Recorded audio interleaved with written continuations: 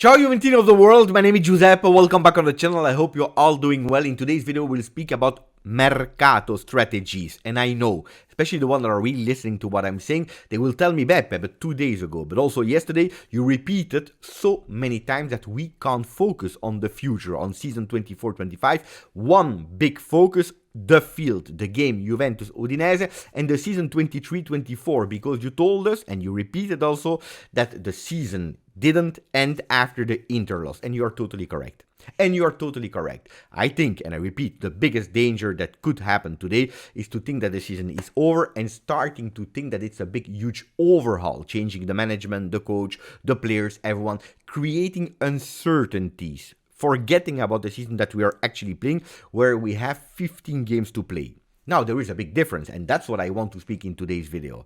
The benefit that we have this season versus last year. Because when do you actually start planning the new year? Jurgen Klopp said it, You start actually thinking about the new season a year before, and that's a manager. So imagine the managers on top, the sporting director. They're already starting 1 year ahead. And the big benefit that we have this year is that we can plan. That was something that was taken away from us last year. We didn't know if we would have been in first division. We didn't know if we would have played the European competition, who would have stayed. We didn't even have a sporting director, and we didn't even have the idea who that would be, if De Laurentiis would have freed up Giuntoli or not. And that's a huge benefit where Cristiano Giuntoli is already working on. And that's why I want to speak about Mercato strategies today. But before going into detail, please put a maximum of like on today's video. Don't forget to subscribe. You know it costs you zero and it helping me so much. So now I start with Alcaraz. Today at 3 p.m. Italian time, he will be officially presented. Really nice to see a player presented after he already made his official debut. I can't wait to see him being there, presented and speaking in front of microphone.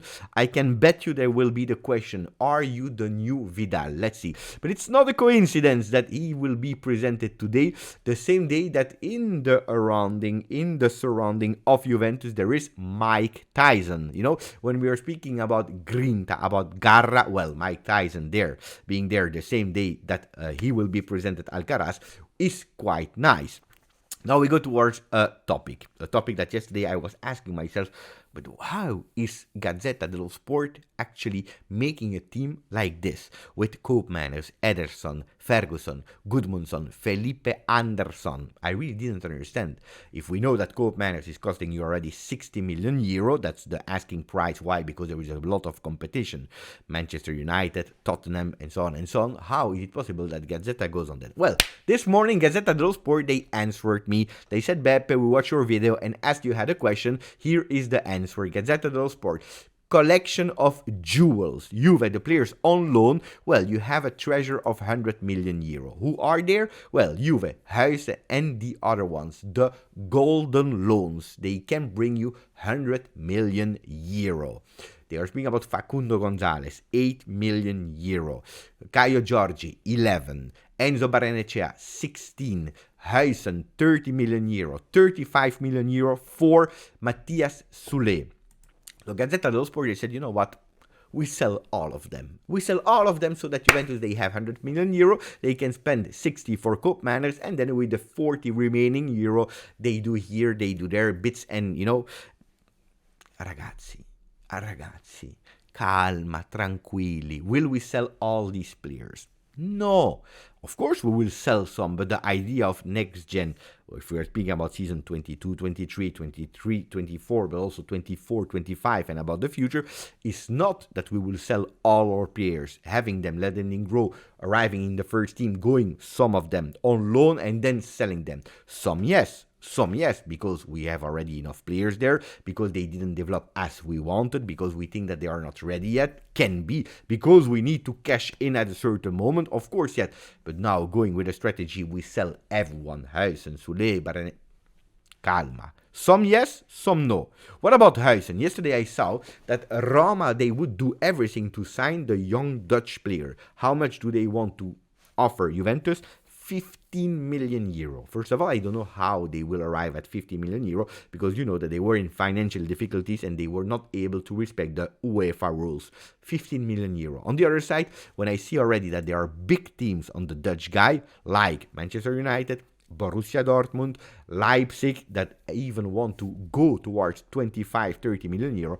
I believe sincerely that Huijsen to Roma at the end of the season it will be over. On top of that, because I know that at the moment in the plans of Juve, Huijsen is a real future pioneer of the defense. I am not sure if he will be a starter yet next season, but at least a player that will be there.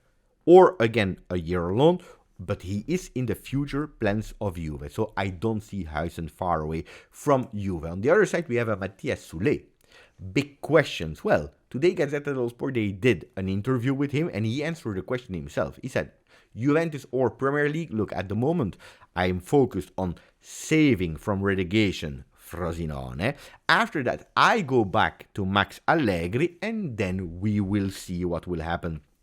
What the club has in mind, what are the offers that are arriving. The offer already arrived, a big one for money from Al Ittihad in Saudi Arabia that I refused. I spoke with my family, but before even speaking with my family, I had clear in mind what I wanted to do. And that's really respectable. I tell you one thing, when I'm doing the interviews with a lot of players of Juve, I learned something really important, especially when I'm doing under 19, when I'm doing next gen. This week actually, on Tuesday, I was interviewing Gabriele Finocchiaro, 17 years old. He's playing already with the under 19 of Paolo Montero, and I'm always really surprised and impressed about the level of maturity that these guys have, and also how thankful they are for the education and the values that they receive when they are joining Juve, the youth sector. And I'm absolutely not surprised for Matthias Soulé that I know a bit better than other players personally, that he already had his mind clear, that he already knew what to do, like when he chose Argentina on top of Italy.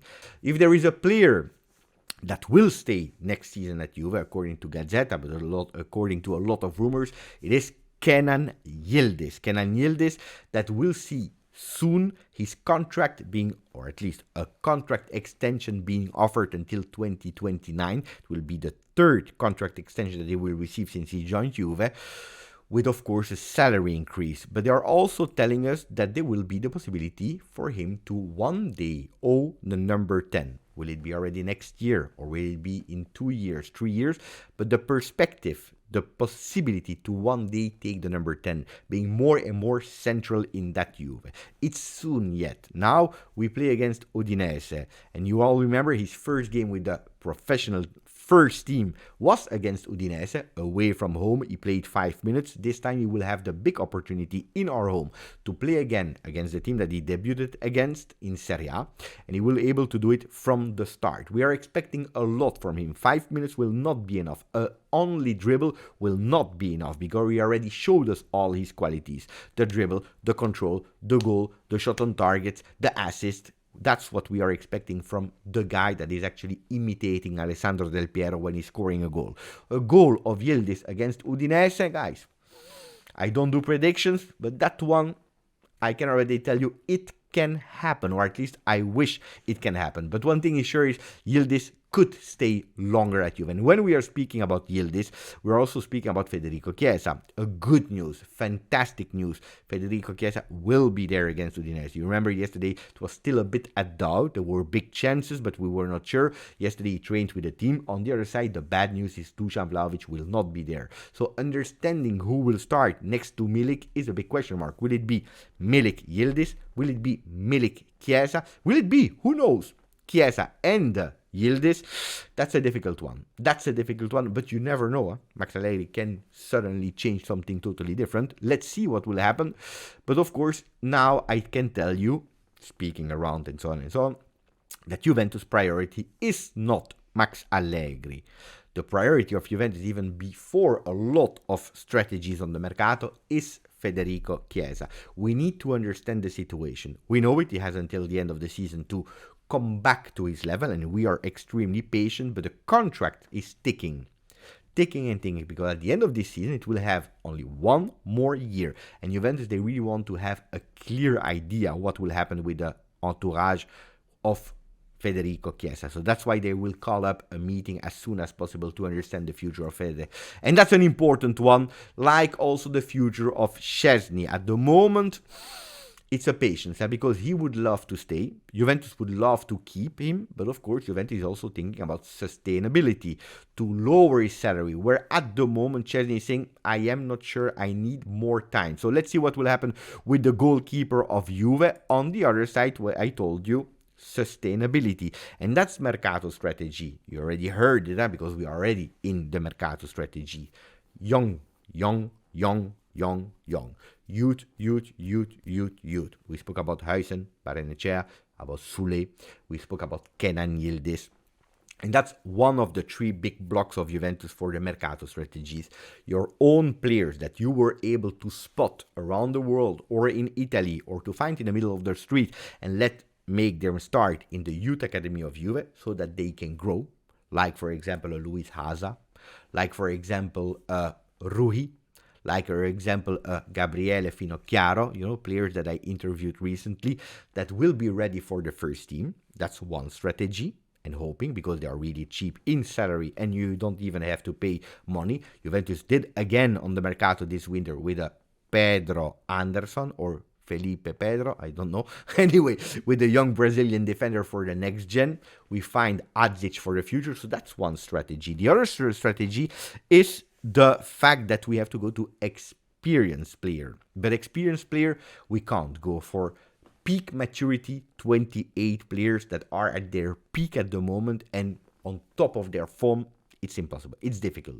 So Juventus is looking at other players, opportunity, free transfer market. And that's why to Sport today they are telling us about Felipe and Hermoso. Felipe Anderson and Mario Hermoso. For what reason? Because Juventus, they are thinking about reinforcing themselves with cheap, because they are free agents, but also with experienced player to combine, to link with the youth that we have already. But they are also taking into consideration that this season, as we are doing well, and I know it's strange for me to say we are doing well after the loss against Inter, but as we are doing well, a lot of players, their value is increasing. And what does that mean? That a lot of clubs are watching and they are ready to go and to offer, like for example, a Gleison Bremer.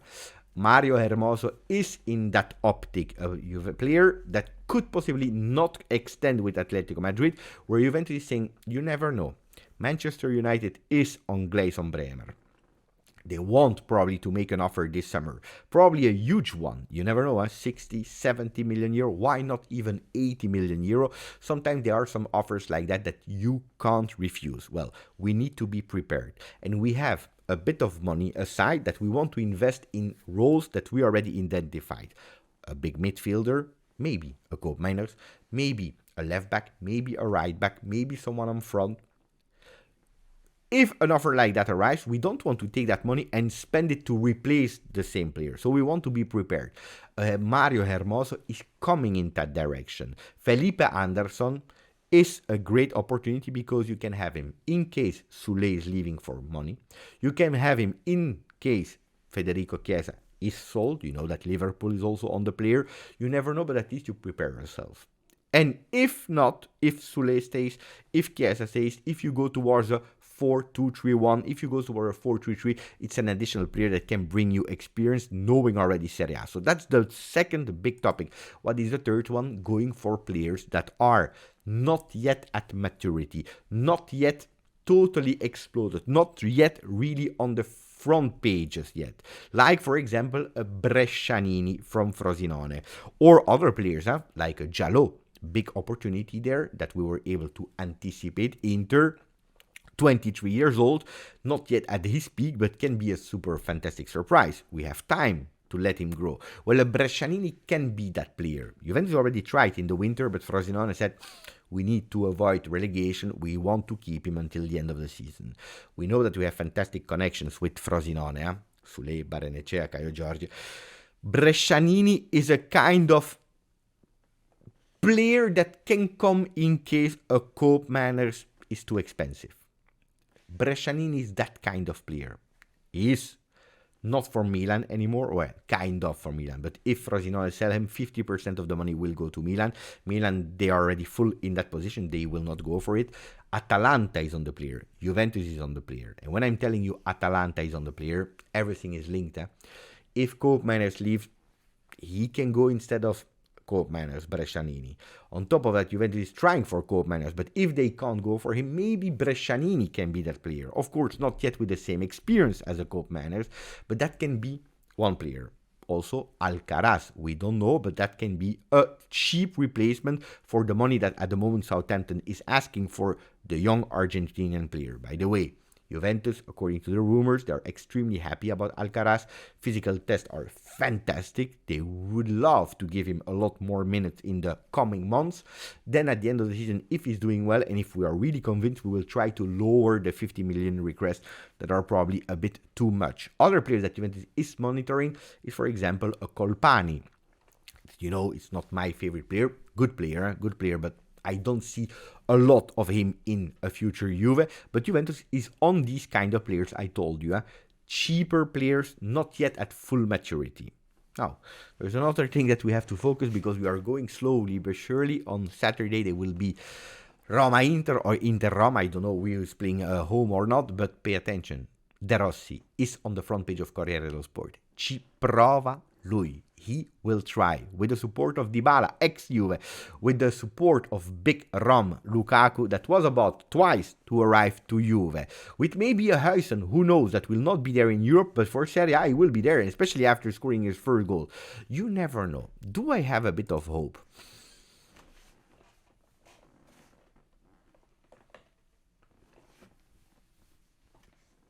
Dai ragazzi, strategies of Juve, thinking about 3 blocks. Sustainability, that's the word that is always there, with youth academy project, with experienced free agents, and with some cheap opportunities that are not yet at full maturity. Is that the right strategy? Let me know in today's video where we spoke a lot about Mercato. Grazie, forza, Juve.